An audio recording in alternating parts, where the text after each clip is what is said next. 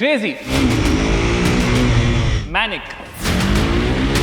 thrilling, exhilarating.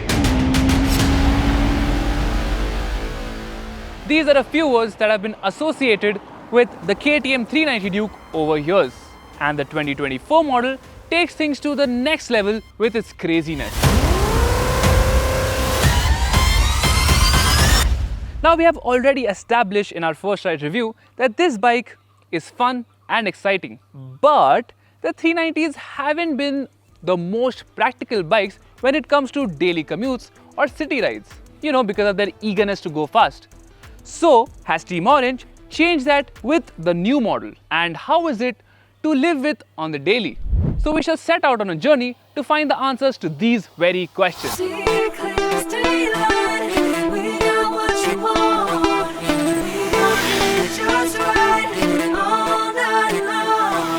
There are no two ways about just how fun this bike is on the track. But somehow, with not the help of magic, but engineering, this bike is really fun in the city as well.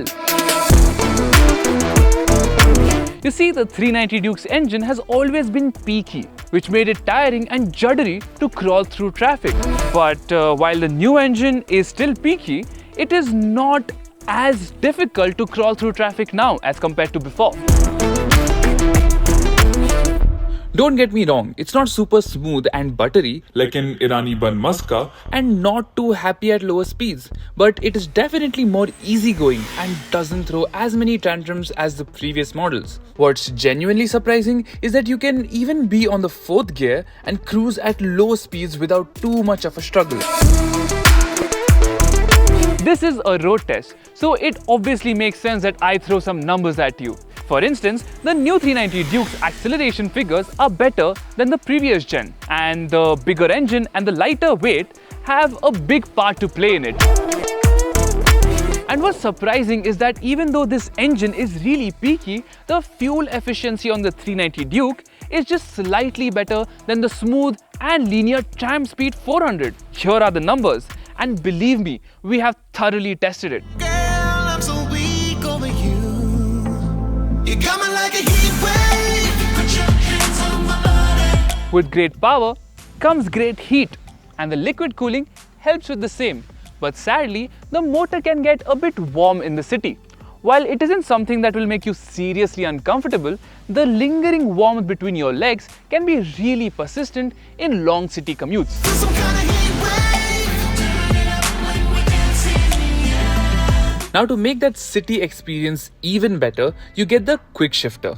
Forget the clutch. All you need is to twist the throttle and upshift and let it go when you want to downshift.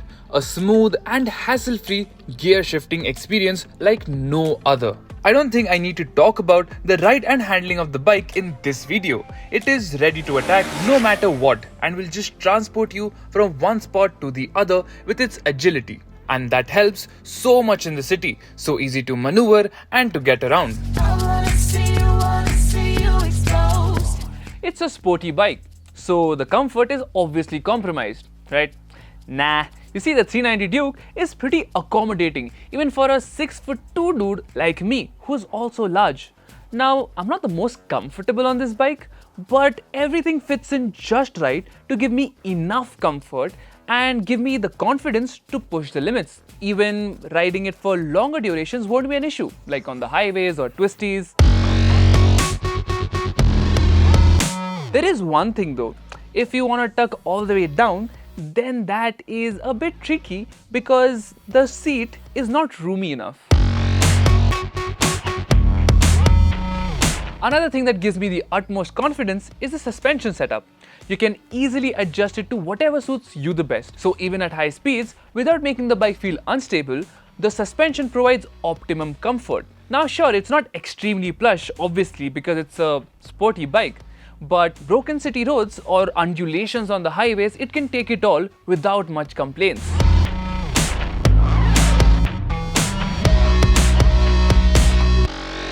On weekends, I like to tune out from work, maybe go on long rides where the roads are endless and the speed's consistent. Honestly, twisting the throttle on this bike on the highways is nothing short of therapy. The exciting performance, the agility with which it can tackle corners and traffic, and all of that while being really stable at 130 kmph plus speeds. We won't leave here empty-handed. You're getting a blink and your team's gonna vanish. I mean, at no point do I feel short-handed while zipping this bike on open roads. And knowing that its happy place is above the 7000 RPM mark, it just compels you to bring it to that edge and watch the console blink orange. And funnily, all the bikes I've ridden in the recent times, I always let go of the throttle while entering the corners. But with this one, that is not the case because of the sheer confidence it offers every single rider. In this segment, the new 390 Duke is the most feature-rich and electronically aided motorcycle with traction control, ride modes, ABS modes, TFT console and Bluetooth connectivity, all of which make it easier and a lot more convenient to ride. Interestingly, it also gets launch control, which for some reason was not working on the bike that we were riding. Overall, the features and switchgear are pretty intuitive to use and give off an extremely premium feel.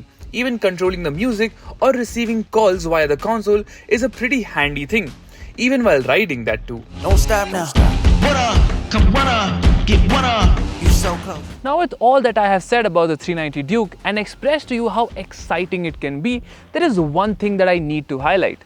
This machine is really powerful and you need some set of skills to ride it and ride it hard. Things can go very wrong really easy. Now with that out of the way, the new 390 Duke is a lot more practical than the previous gen models in the city, the highways or even on the twisties, be it performance, daily commutes, ergos or comfort. Now it might not strike the perfect balance between comfort and performance, it is still very accommodating and comes with that manic KTM DNA. Even with the 3.10 lakh price tag, KTM seems to have gotten it right. But what do you think? Let us know in the comments below. And do not forget to subscribe to ZigWheels for all things automotive. And I shall see you again very soon. Turn up. I got no choice but to go hard.